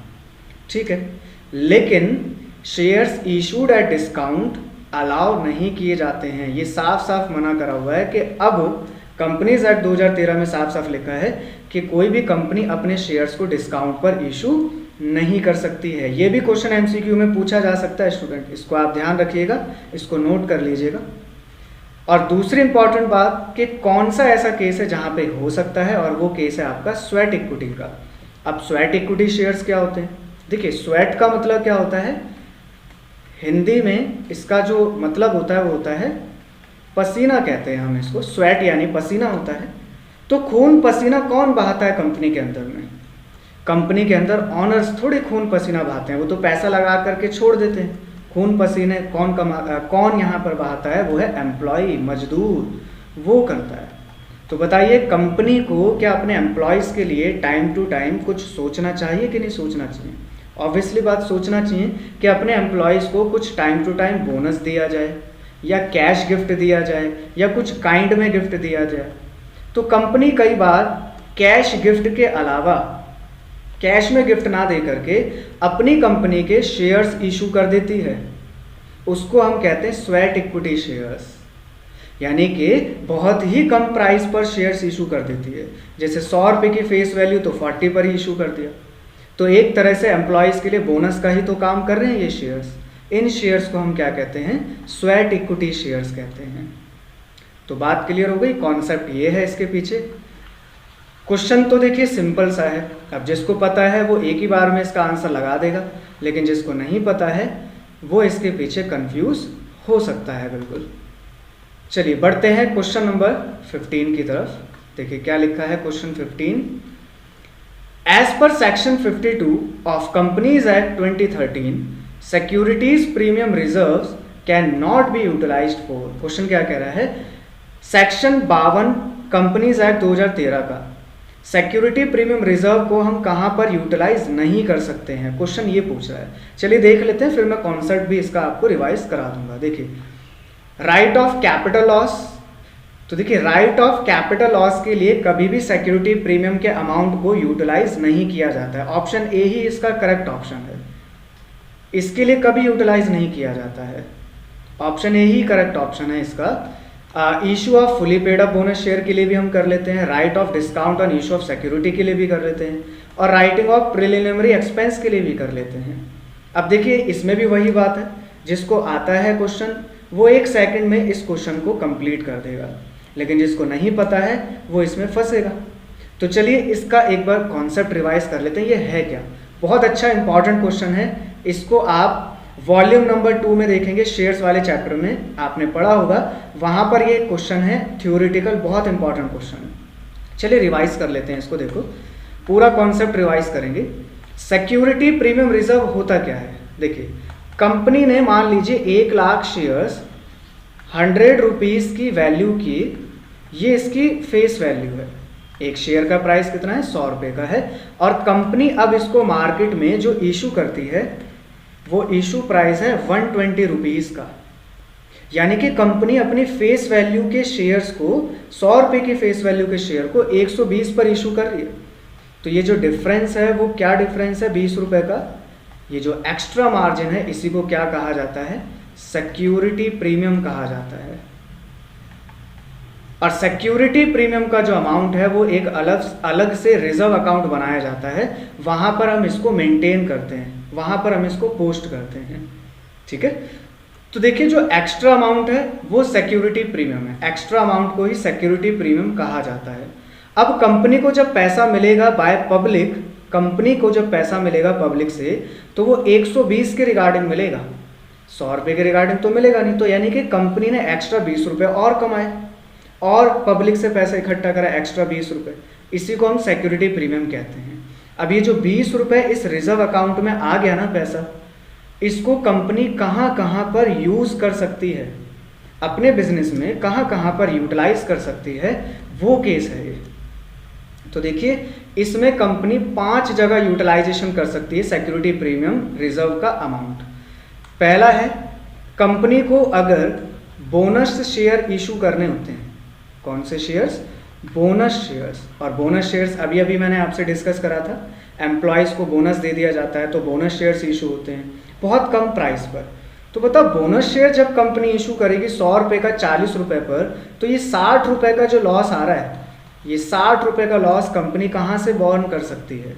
कंपनी चाहे तो सिक्योरिटी प्रीमियम रिजर्व के अमाउंट को यहाँ पर यूटिलाइज कर सकती है for issue of bonus shares, ये इसका मतलब है। सेकंड पॉइंट है जहां पर कंपनी सिक्योरिटी प्रीमियम रिजर्व के अमाउंट को यूटिलाइज कर सकती है, वो पॉइंट है आपका जब कंपनी शेयर्स को या डिबेंचर्स को डिस्काउंट पर इशू करती है। इसको कहते हैं discount on issue of securities. Securities का मतलब क्या? शेयर्स, डिबेंचर्स, बॉन्ड्स, इन सबको सिक्योरिटीज कहते हैं। तो कंपनी जब इनको डिस्काउंट पर इशू करती है, जैसे 100 रुपये की फेस वैल्यू का शेयर है और इसको कंपनी 80 रुपीज़ पे कर रही है, तो 20 रुपये का कंपनी को तो लॉस ही है ना। इस लॉस को कंपनी कहाँ से यूटिलाइज कर सकती है? सिक्योरिटी प्रीमियम रिजर्व से यूटिलाइज कर सकती है। अब आपके मन में क्वेश्चन आ रहा होगा, क्या कंपनी सिक्योरिटीज को इशू कर सकती है डिस्काउंट पे? तो अभी हमने पढ़ा नहीं कर सकती है, लेकिन कुछ एक्सेप्शनल केस है जहां पर कर सकती है, जैसे मैंने आपको अभी डिस्कस करा in case of sweat equity shares. ठीक है, चलिए इसके बाद तीसरा पॉइंट आता है, कंपनी के स्टार्टिंग में प्रीलिमिनरी नाम के एक्सपेंस होते हैं। प्रीलिमिनरी एक्सपेंसेस ये क्या होते हैं? देखिए, जब कंपनी को प्रमोटर्स इनकॉर्पोरेट करने का काम करते हैं, यानी कंपनी की जब स्थापना की जाती है तो उस समय बहुत तरह के खर्चे आते हैं। वो सारे खर्चे कहलाते हैं प्रीलिमिनरी। प्रीलिमिनरी का मतलब होता है स्टार्टिंग के खर्चे, इनकॉर्पोरेशन से रिलेटेड खर्चे, कंपनी के इनकॉर्पोरेशन से रिलेटेड खर्चे। तो इन खर्चों को भी कंपनी क्या कर सकती है? इस सिक्योरिटी प्रीमियम रिजर्व से यूटिलाइज कर सकती है। तो 3 पॉइंट हो गए। चलिए चौथा पॉइंट है इसका, जब कंपनी अपने ही शेयर्स को बायबैक करती है, buyback of own shares, buyback of own shares. Company ने एक बार तो अपने शेयर्स को इशू कर दिया, लेकिन कई बार कंपनी अपने ही शेयर्स जो इशू कर चुकी है उसको वापस से खरीद भी लेती है। अब आपका देखो ये अलग से एक चैप्टर है, आप ग्रेजुएशन में जब जाओगे तो वहाँ पे पढ़ोगे ये क्या होता है बायबैक ऑफ ओन शेयर्स। तो यहाँ पर आपको डिटेल में नहीं जाना ज़्यादा, इसका सिंपली मीनिंग ये है कि कंपनी अपने ही शेयर्स को कई बार वापस से खरीद भी लेती है, उसी को बायबैक कहते हैं। और बायबैक करने में खर्चा होगा कंपनी का, तो यहाँ पे सिक्योरिटी प्रीमियम रिजर्व का इस्तेमाल किया जा सकता है। ठीक है, और एक केस और है, जब कंपनी डिबेंचर्स रिडीम करती है प्रीमियम पर, premium on redemption of debentures. अब ये पॉइंट जो डिबेंचर्स का है, आप जब टर्म सेकंड में जाओगे तो वहाँ पे वॉल्यूम नंबर 2 में एक चैप्टर है इशू ऑफ डिबेंचर्स का, तो वहाँ पर आप ये पढ़ोगे। अभी फिलहाल आपको बस केवल ये देख लेना है कि हाँ 5 जगह होती हैं ऐसी जहाँ पर हम सिक्योरिटी प्रीमियम रिजर्व का अमाउंट यूटिलाइज कर सकते हैं। ये 5 पॉइंट है, ये पॉइंट्स आप वहाँ समझोगे डिटेल में। ठीक है, चलिए ये 5 पॉइंट अभी आप इसको नोट कर लीजिए और ये कॉन्सेप्ट आपका कंप्लीट है पूरी तरीके से। चलिए अब बढ़ते हैं हम नेक्स्ट क्वेश्चन की तरफ, और क्वेश्चन नंबर अगला है हमारा question number 16। Question 16, net assets minus capital reserve is. Question क्या कह रहा है? देखिए छोटा सा क्वेश्चन है। क्वेश्चन कह रहा है कि अगर नेट एसेट्स में से माइनस किया जाए कैपिटल रिजर्व को तो क्या निकल के आएगा? तो देखिए यहाँ भी वही बात है, जिस स्टूडेंट को पता है वो 1 सेकंड में इसका आंसर कर देगा, और हमें इसका साफ साफ आंसर दिखाई दे रहा है, ऑप्शन ए ही इसका करेक्ट ऑप्शन है। यानी नेट एसेट में से अगर कैपिटल रिजर्व माइनस किया जाए तो परचेज कंसिडरेशन निकल के आता है। अब ये कैसे होता है तो इसका कॉन्सेप्ट समझ लेते हैं क्या है। बहुत अच्छा क्वेश्चन है, इसका कॉन्सेप्ट बहुत अच्छा है, जरा ध्यान से इसको समझेंगे। देखिए मान लेते हैं यहाँ पर है वोडाफोन कंपनी और एक है आइडिया कंपनी। आइडिया कंपनी ने अपना बिजनेस सोल्ड कर दिया, अपना बिजनेस सोल्ड कर दिया, और मान लेते हैं इसने अपना बिजनेस जो बेचा है वो बेचा है 1 करोड़ रुपीज़ में। मान लेते हैं, इसे अमाउंट एज्यूम कर लेते हैं, 1 करोड़ रुपए में बेचा है। तो वोडाफोन कंपनी परचेज कर रही है आइडिया की कंपनी के बिजनेस को। ठीक है, ये जो वोडाफोन कंपनी 1 करोड़ रुपए पे करेगी, इसको हम क्या कहते हैं? इसको कहते हैं परचेज कंसिडरेशन। इसको क्या कहते हैं? परचेज कंसिडरेशन कहा जाता है। यानी वोडाफोन कंपनी ने आइडिया के बिजनेस को कितने रुपए में परचेज करा, यही परचेज कंसिडरेशन होता है। चलिए अब देखिए बिजनेस को बेचने का मतलब क्या होता है? आइडिया जो कंपनी अपना बिजनेस बेच रही है, इसका मीनिंग क्या होता है? बिजनेस बेचने का मतलब क्या? आइडिया की कंपनी में जो एसेट्स हैं और जो लायबिलिटीज हैं वो बेचा जा रहा है। बिजनेस बेचने का मतलब क्या? एसेट्स बेचना और लायबिलिटीज बेचना, यही होता है बिजनेस के अंदर, और तो कुछ होता नहीं। चलिए मान लेते हैं कि आइडिया की जो एसेट्स है वो एसेट्स है 3 करोड़ रुपए की, और लायबिलिटीज ले लेते हैं 0.5 करोड़, 0.5 करोड़ यानी कि 50 लाख ले लेते हैं मान लीजिए। ठीक है, चलिए अब जब वोडाफोन कंपनी अपनी बुक्स ऑफ अकाउंट में जर्नल एंट्री पास करेगी तो वो क्या एंट्री पास करेगी इसके लिए, चलिए देख लेते हैं। छोटी सी जर्नल एंट्री यहाँ पास करेगी वोडाफोन कंपनी, क्या एंट्री पास होगी? आइडिया की सारी एसेट्स वोडाफोन की हो गई तो एसेट्स अकाउंट डेबिट हो जाएगा, और टू लायबिलिटीज, लायबिलिटीज बढ़ती हैं क्रेडिट होती है, और जितने में खरीदा परचेज कंसिडरेशन, जितने में खरीदा वो क्रेडिट होगा, लेकिन उसी के नाम से होता है जिससे हम खरीद रहे हैं, यानी कि यहाँ पे आइडिया कंपनी का नाम आएगा, ठीक है। आइडिया कंपनी क्योंकि बेचने वाली है तो वो क्रेडिट होगा, ठीक है। अब आप देखिए एसेट्स कितनी है, एसेट्स की वैल्यू है 3 करोड़ रुपए, आप डालेंगे 3 करोड़ यहाँ पर। लायबिलिटीज जो है वो है 0.5 करोड़, और जितने में खरीदा जा रहा है बिजनेस वो है 1 करोड़ रुपए। तो आप देखेंगे 3 करोड़ ये है और 1.5 करोड़ ये हो गया दोनों को मिला करके, तो क्रेडिट साइड में अभी भी 1.5 करोड़ रुपए बच रहे हैं, अभी भी क्रेडिट साइड में 1.5 करोड़ रुपए बच रहे हैं। तो 1.5 करोड़ रुपए का बैलेंस क्या लिखोगे आप 1.5 करोड़ का? यहाँ लिखा जाता है टू कैपिटल रिजर्व, तो यहाँ आएगा 1.5 करोड़ रुपए का कैपिटल रिजर्व। अब आपके माइंड में क्वेश्चन आ सकता है कि इन केस अगर क्रेडिट का बैलेंस ज़्यादा है और डेबिट का कम है, तो डेबिट साइड में हम उस बैलेंस को फिलअप करने के लिए क्या लिखते हैं? यहाँ लिखते हैं हम गुडविल, तब गुडविल अकाउंट डेबिट होता है, ठीक है। आपको कॉन्सेप्ट याद आ गया होगा ये, ठीक है। तो यहाँ पर ये जो क्वेश्चन है इससे लिंक कैसे कर रहा है, देखिए ये ऐसे लिंक कर रहा है, जब आप एसेट्स माइनस लायबिलिटीज़ करेंगे, जब आप एसेट्स माइनस लायबिलिटीज करेंगे तो आपका जो निकल के आता है हम उसको क्या कहते हैं? एसेट्स माइनस लायबिलिटीज क्या होती हैं? कैपिटल होती है। यस, कैपिटल का ही दूसरा नाम होता है नेट एसेट, इसको क्या भी कहते हैं? Net asset. और इसी का एक तीसरा नाम भी होता है, इसको हम कहते हैं नेट वर्थ। ये तीनों नाम एक ही हैं, तीनों का मीनिंग एक ही है, कैपिटल, नेट एसेट या नेट वर्थ, एक ही मतलब है। तो यहाँ पे क्वेश्चन में क्या यूज करा गया है?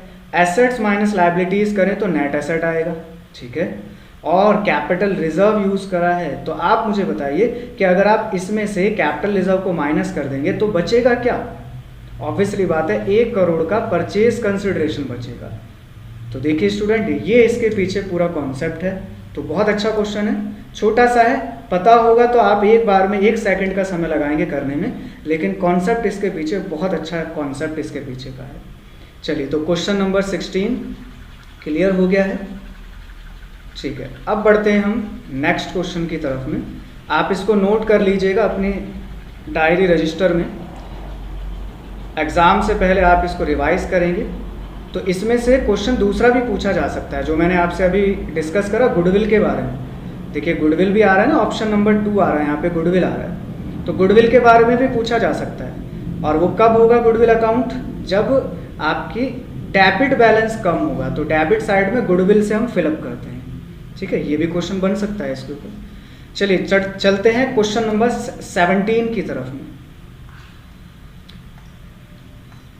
क्वेश्चन नंबर 17, कल्कि and Kumud were partners sharing profits and losses in the ratio of 5:3. On 1st April 2021, they admitted Kushtub as a new partner and a new ratio was decided 3:1. तो old PSR दे रखा है, new PSR दे रखा है। Goodwill of the firm was valued as ₹3,60,000 और goodwill की valuation करी 3,60,000 की गुडविल है। Kaustubh could not bring any amount for goodwill.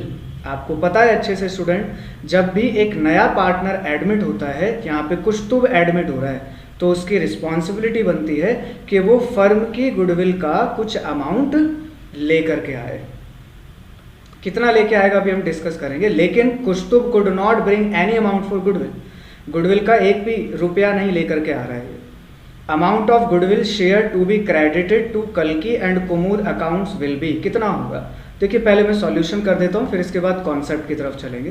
देखिए 3,60,000 रुपये का अमाउंट गुडविल का है, इसका 1/, इसका जो शेयर है कुश्तुब का वो है 1/6, तो इसका मतलब इसको 60,000 रुपीज़ लाने चाहिए, लेकिन ये नहीं लेकर के आया, 60,000 रुपये नहीं लेके आया। और ये 60,000 रुपये जब आते हैं फर्म के अंदर, तो ये किस में डिस्ट्रीब्यूट किए जाते हैं? ओल्ड पार्टनर्स में सेक्रीफाइस रेशो में डिस्ट्रीब्यूट करते हैं। चलिए, तो पहले सेक्रीफाइस रेशो हमें निकालना पड़ेगा। तो सेक्रीफाइस रेशो क्या होगा, 5/8 माइनस 3/3 तो 5 और 1 6। Sacrifice ratio old minus new, 48 30 minus 24 that is 6/48 होगा। और कुमुद का होगा यहाँ पे 3/8 माइनस 2/6 यानी 48, और यहाँ आ जाएगा 18 माइनस 16 दैट इज 2/48।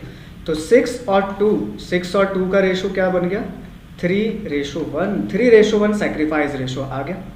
ठीक है, अब 3:1 में 60,000 रुपये डिस्ट्रीब्यूट कर दोगे आप, तो 60,000 मल्टीप्लाई 3/4 यह आ जाएगा 15 15 45 45,000 जाएंगे कल्कि के अकाउंट में, और बाकी 15,000 बचे वो जाएंगे कुमुद के अकाउंट में। तो कौन सा ऑप्शन आ रहा है देख लीजिए, option number D correct option आ रहा है हमारा। ठीक है, आंसर भी चेक कर लेते हैं। पीछे वाले आंसर्स मैंने चेक नहीं करे, आप इसको चेक कर लीजिएगा सारे आंसर। 17th का आ रहा है डी ऑप्शन, 17th का डी ऑप्शन हमारा करेक्ट ऑप्शन आ रहा है बिल्कुल। अब देखिए क्वेश्चन 1 मिनट के अंदर में ये पूरा सॉल्व हो गया। अब इसके पीछे क्या है कॉन्सेप्ट, तो कॉन्सेप्ट सिंपल सा है। जो एक कुश्तूब एक नया पार्टनर आ रहा है, उसकी रिस्पॉन्सिबिलिटी बनती है कि फर्म की जितनी गुडविल है 3,60,000 रुपये, इसका अपना शेयर इसको लाना पड़ेगा, इसका अपना शेयर इसको लाना पड़ेगा, जिसको हम क्या कहते हैं, प्रीमियम फॉर गुडविल कहते हैं। तो कितना बनेगा, 60,000 रुपये। और 60,000 रुपये जैसे ही फर्म में आएंगे तो ये ओल्ड पार्टनर्स में सेक्रीफाइस रेशो में बांटे जाते हैं, क्योंकि जिस पार्टनर ने सेक्रीफाइस करा है उसी को प्रीमियम फॉर गुडविल का पैसा मिलता है। बात आप जानते हैं अच्छे से। अब सेक्रीफाइस रेशो कैसे निकालते हैं, तो सेक्रीफाइस रेशो का फॉर्मूला क्या होता है, old ratio minus new ratio. Old आपको पता है 5:3 है और न्यू आपको पता है 3:1 है। इसको माइनस कर लीजिए, निकल जाएगा 6/48 और 2/48। इसका रेशो और डिवाइड आप करोगे तो 3:1 निकल के आएगा। 3:1 में डिवाइड करा 45,000 आ गया और 15,000 निकल के आ गया। ठीक है, तो कॉन्सेप्ट बिल्कुल सिंपल सा है, क्वेश्चन बहुत सिंपल है। बढ़ते हैं नेक्स्ट क्वेश्चन की तरफ में। देखिए, और ये लास्ट क्वेश्चन है हमारा इस सेक्शन का, पार्ट 1 का सेक्शन ए का लास्ट क्वेश्चन है। देखिए question number 18, Sarvesh, Sriniketan and Srinivas are partners in the ratio of 5:3. If Sriniketan's share of profit at the end of the year amounted to rupees 1,50,000, what will be Sarvesh share of profit? Question अच्छा है, जरा ध्यान से पढ़ते हैं एक बार। 5:3 का ratio दे रखा है और श्री निकेतन का शेयर ऑफ प्रॉफिट बता रखा है 1.5 लाख रुपए। श्री निकेतन सेकंड पार्टनर है। तो देखिए सिंपल क्वेश्चन है, 1.5 लाख का अगर इसका प्रॉफिट है और क्वेश्चन कह रहा है कि सार्वेश का शेयर ऑफ प्रॉफिट हमें निकाल के बताना है। तो अगर श्री निकेतन का शेयर ऑफ प्रॉफिट 1.5 लाख रुपए है तो वो कैसे आया होगा, 3/10 करा होगा। जो भी प्रॉफिट होगा टोटल में उसका 3/10 करा होगा। तो हम इसके शेयर को रेसिप्रोकल करके क्या फर्म का टोटल प्रॉफिट निकाल सकते हैं? यस, बिल्कुल निकाल सकते हैं। आप क्या करेंगे, 10/3 करो तो ये निकल के आ जाएगा आपका 50,000 और यहाँ आ जाएगा 5 लाख। 5 लाख रुपए का टोटल प्रॉफिट निकल के आ जाएगा। और क्वेश्चन क्या पूछ रहा है, क्वेश्चन पूछ रहा है सर्वेश का शेयर ऑफ प्रॉफिट बताना है। तो सर्वेश का शेयर कितना है, 5/10, तो इसका 5/10 करेंगे आप।